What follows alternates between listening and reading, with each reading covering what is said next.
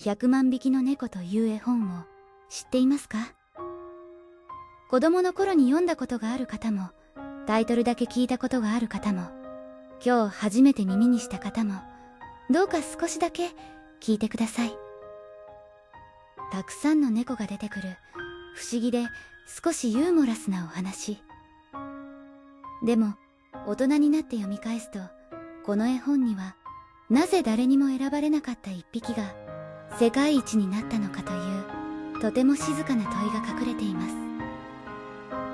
これは猫の話であると同時に、選ぶこと、比べること、愛することの話です。それはもしかしたらあなた自身の話かもしれません。この絵本を生み出したのはワンダ・ガーグ。1893年、アメリカ・ミネソタ州ニューウルムに生まれた画家であり絵本作家です。彼女の父は教会や邸宅に絵を描く画家であり写真家でもありました。ワンダは7人兄弟の長女。絵を描くこと、音楽を奏でること、物を作ること、それは暮らしの一部でした。けれどワンダが15歳の時、父は結核で亡くなります。48歳という若さでした。臨終の際、父はワンダを枕元に呼び、こう言い残したと伝えられています。パパにできなかったことをワンダが仕上げるしかない。その言葉は15歳の少女にはあまりにも重いものでした。ワンダは家族を支えるために絵を売り、病気がちな母の代わりに6人の兄弟の面倒を見ながら、それでも学校に通い続けました。やがて奨学金を得て美術学校へ進み、1917年ニューヨークへ渡ります。版画家として頭角を現し始めた彼女のもとに、ある日一人の編集者が訪ねてきます。その編集者の名はアーネスティン・エヴァンス。彼女はワンダの作品に新しい絵本の可能性を見出していました。その出会いから生まれたのが1928年に出版された100万匹の猫です。この作品はアメリカの絵本の歴史を変えました。それまでアメリカの絵本はイギリスやヨーロッパの影響を強く受けていました。そんな時代にこの一冊はアメリカ独自の絵本表現を切り開いた作品として受け止められたのです。翌1929年にはニューベリー名誉賞に選ばれました。絵本がこの賞に選ばれること自体、当時としては異例のことでした。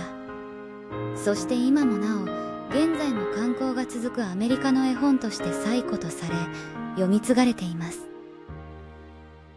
実はこの物語には誕生秘話があります。ワンダがニューヨークで暮らしていた1920年代初め、彼女は友人の子供たちにある話を聞かせていました。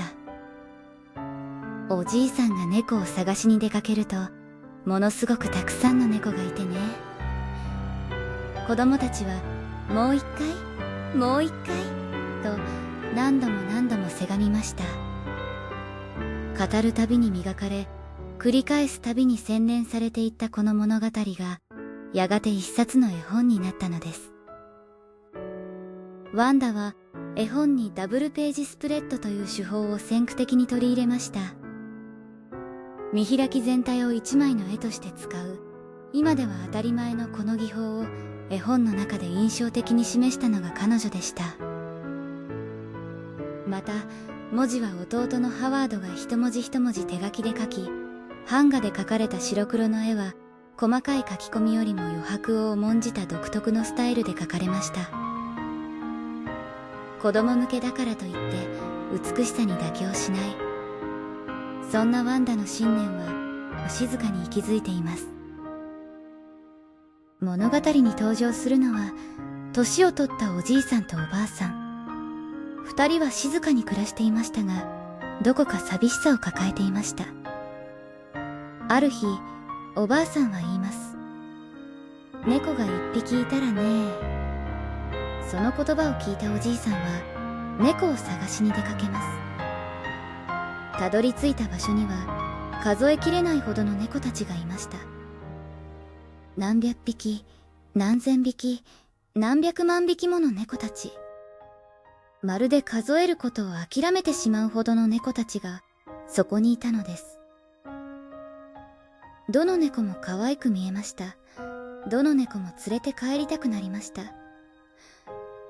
おじいさんは一匹を選ぶことができませんでした。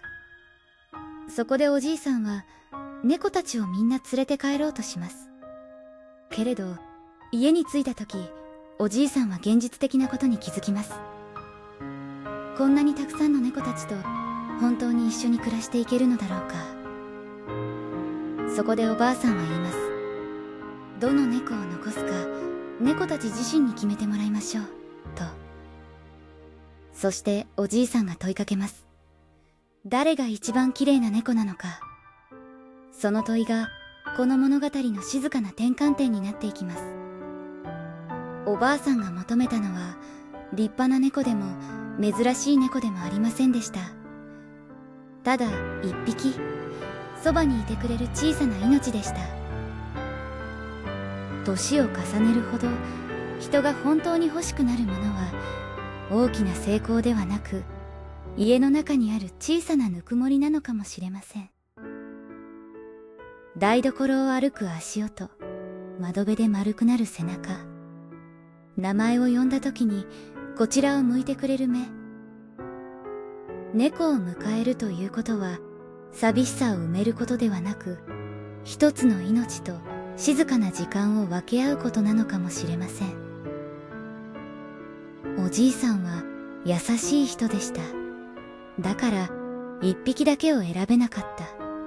この子も可愛い、あの子も連れて帰りたい。みんな置いていくには忍びない。でもここに大人になってから見える大切な学びがあります。優しさだけでは命は守れない。どれだけかわいそうと思っても、どれだけ助けたいと願っても、人が最後まで責任を持てる命には限りがあります。猫を迎えるということは、その子の明日も来年も老いていく日々も引き受けるということです。誰が一番綺麗な猫なのか。その瞬間、猫たちは争い始めます。これは少し怖い場面です。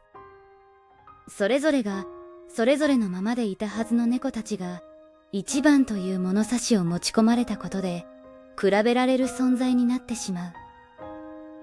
私たちも知らないうちに同じことをしているのかもしれません。若い子がいい、人懐っこい子がいい、写真映えする子がいい、すぐに甘えてくれる子がいい。でも命の価値は選ばれやすさで決まるものではありません。争いが終わった時、そこには一匹だけが残っていました。最後に残った一匹は勝ち残った猫ではありませんでした。一番強かった猫でも一番目立った猫でもありません。ただ争わなかった猫、隠れるようにそこにいた猫でした。私はここにこの絵本の一番深い優しさがあると思います。本当に見つけてほしい命ほど大きな声で助けを呼べないことがあります。ケージの奥で固まっている子、人が来ると目をそらす子、年を取った子、病気を抱えた子、その子たちは世界一に見えないかもしれません。けれど物語を持っていないわけではありません。老夫婦はその一匹を家に迎えます。ご飯をあげ体をきれいにする。安心して眠れる場所を用意しました。するとその猫は少しずつ変わっていきます。毛並みが整い、体に力が戻り、目に光が宿っていく。ここで大切なのは順番です。美しかったから愛されたのではありません。愛されたから美しくなっていったのです。家族になるということは完成された可愛さを手に入れることではありません。変わっていく姿をそばで見守ることなのだと思います。もしこれから猫を迎えようとしている人がいるなら、少しだけ思い出してほしいのです。その子は最初から理想通りではないかもしれません。すぐに懐かないかもしれない。思っていたより臆病かもしれない。病院に通う日があるかもしれない。いつか老いていく日も来ます。毎日名前を呼ぶ。ご飯を用意する。眠っている背中をそっと見守る。その積み重ねの中で、その子は少しずつただの一匹ではなくなっていきます。気づけばこの子じゃなきゃダメだった、そう思う日が来るのです。世界一の猫とは誰かにとってかけがえのない一匹になった猫のことです。世界一の猫を探すのではなく、迎えた一匹を世界一だと思えるまで愛していく。きっと猫と暮らすということは、そういう小さな奇跡の積み重ねなのだと思います。もし今あなたのそばに猫がいるなら、その子もきっと誰かと比べる必要のないたった一匹の世界一です。